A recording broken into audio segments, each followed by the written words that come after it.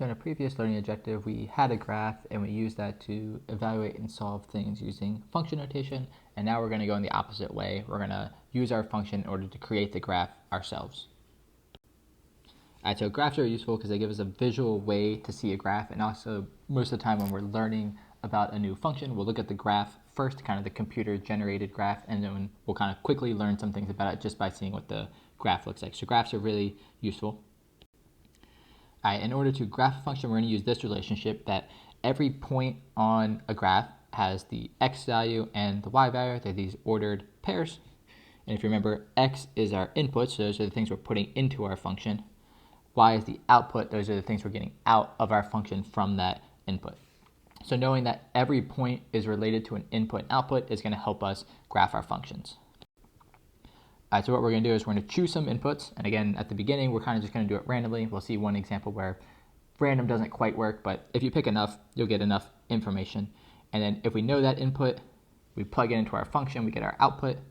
That'll give us a point on our graph xy. All right, keep in mind, this process will give us individual dots on our graph, just at exact points, and then we kind of have to fill in the information between those dots.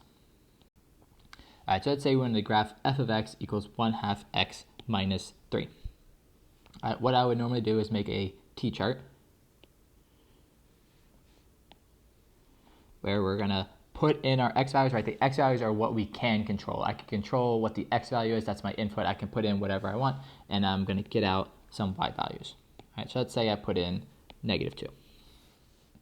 I'm going to put in -2 as my input. This means I'm finding f of -2. I replace my x with -2. And then again, order of operations, simplify, multiplication, and then subtraction. All right, so when I put in -2, I get -4. That means this point here is going to be on my graph. Again, there's no real rhyme or reason to what input you might choose. Normally I just kind of start with smaller numbers. So another small number is 0. You put in 0.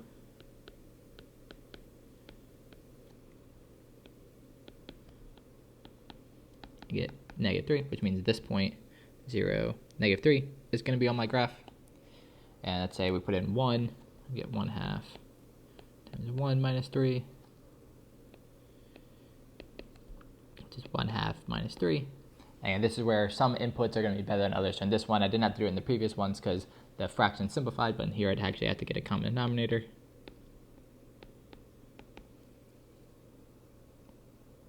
You get -5/2, which if you put that in a calculator, -5/2 is about -2.5.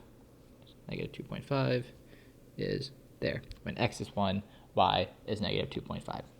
And then you could do this forever, really, because you could just put in any numbers. But here's where it's helpful to know some extra things about functions, so you're not doing this forever to get enough information as that's all you need.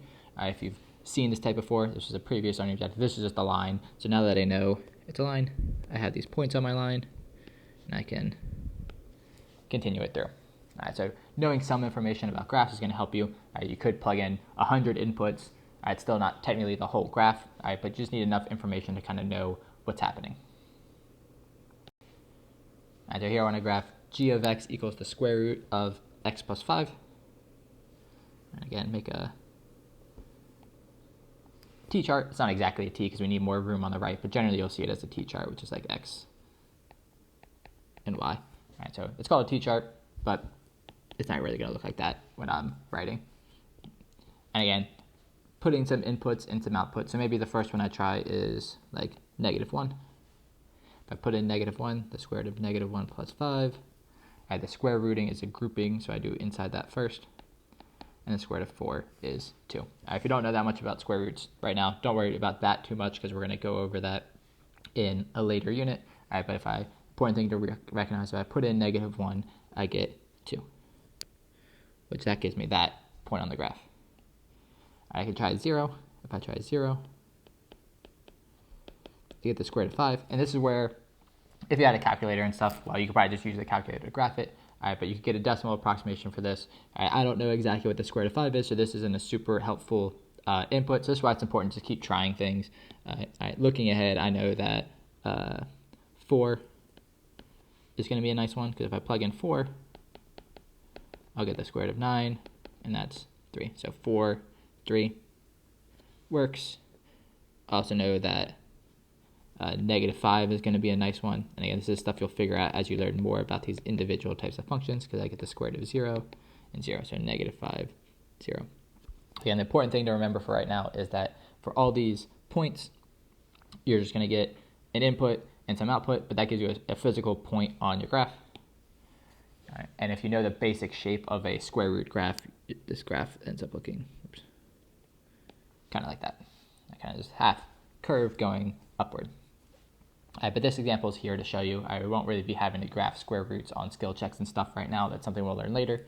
But it's just here to show you that not every input is going to be great. Like when we plug in 0, we get some number that I'm not exactly sure what it is. It ends up being a little bit more than 2, but I'm not exactly sure what it is. So don't be worried about trying more inputs than you think you need in order to get more dots on your graph. All right, so here's your turn. Go ahead and graph this one. This is just similar to our first example. Every input and output should work, all right, and then just get some points for your graph. All right, and this is the answer I got. So you can see a couple things. One thing students will tend to think is like, oh, doctor's going to use -2, 0, and 2. Those are the numbers I have to use. There's nothing special about the numbers that I use other than the fact that, like I said, I just tend to use the smaller numbers because they're easy to plug in. So using -1 probably would have been a good choice. 1, even like -3 and 3. All right, you don't want to start plugging in like 100 and stuff. 1, because that's not on the graph that's provided, and 2, you're just going to make yourself have to deal with bigger numbers. So generally just starting with those kind of smaller numbers is a good place to start. I started with -2, but I got -8, so it's all the way down off the picture, so that didn't really help me too much. Then 0 and 2 got me these 2 points, and knowing that's a line, I kind of connect the line. I also, as we learn more about other types of functions, we won't have to do these t-charts every single time. For instance, we learned that we could graph this by knowing that -2 is our y-intercept, so that's why that -2 is there. And the slope is 3, so if I go up 3 over 1, that would have given me another point on my graph. So if I plug in 1, I should have got 1. All right, so there's multiple ways to graph lines, but if you ever see a graph that, or a function that you're trying to graph that you don't know how to do with some trick, you can always use these t-charts. Just plug in some x values, figure out the y values, and that'll give you a good sketch of your graph. All right, but as I mentioned, knowing the basic shapes of some graphs can help you. For instance, we had a square root graph, and the original square root graph just is kind of this half curve. We had to do the square root of x plus 5, which ended up being this half curve, kind of like that. But you can see that the shape of the slightly changed function is similar to the shape of the original. So if you know the shapes of these original functions, it can help you figure out and plug in less values. All right, so if you just look at these, these are the kind of starting shapes for a lot of these. So the x squared, if there's an x squared, it's going to look something like this U shape, and we'll actually have a whole unit dedicated to x squared. X cubed is kind of this turn here. Square root of x is kind of this half curve going up. The absolute value is a v, and then 1 over x, again, we'll have a whole unit dedicated to just 1 over x. It's this kind of weird situation where you have these two separate curves that are opposite each other. All right, so these are some basic shapes. Again, when you start changing things, they're going to change a little bit, but if you know the basic shapes, it can help you from plugging in a bunch of values. All right, so let's say we want to graph f of x equals x minus 1 squared minus 2. Again, I don't know exactly what this is going to look like. Well, I do, but I'm going to pretend like I don't. So I'm just going to start by plugging in some values like -1, 0, and 1. And maybe that's enough to get me going. So if I plug in -1, I get -1 minus 1 squared minus 2, which is -2 squared minus 2, 4 minus 2, and that's 2. So when I put in -1, I should get 2. 0. I'm going to stop narrating and just write it down because you understand what I'm doing. All right, so 0 gives me -1, and 1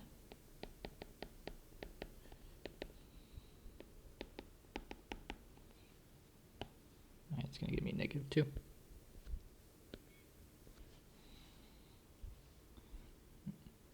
Oh, I messed up too. This should be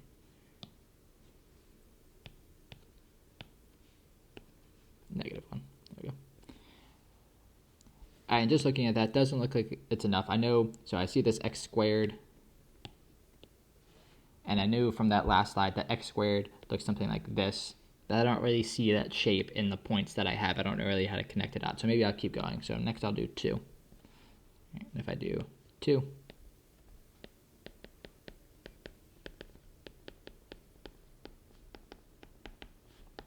I get -1.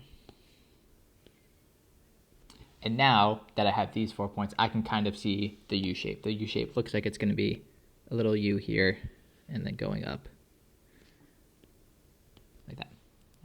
So knowing the basic shape helped me a lot there. If I didn't know the basic shape and I plotted those first 3 points, I might have done something that kind of went through the lines almost like a straight line, because they almost look like a straight line, but not quite. All right, but because I know the original x squared graph, and I have an x squared in there, is this U shape. It's called a parabola.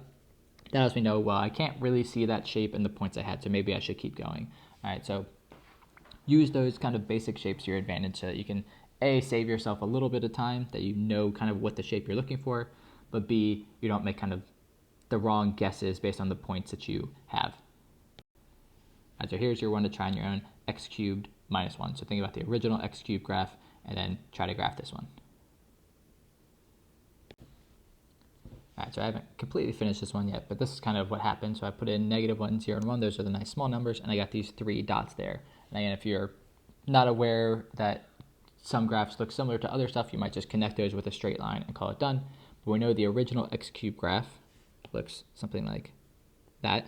So we're kind of looking for that shape, and we don't quite see it yet. So the next thing I did was plug in 2, and 2 gave me this point at 7 all the way off my graph. So that kind of helps me see now that my graph should turn up like that and turn down like that.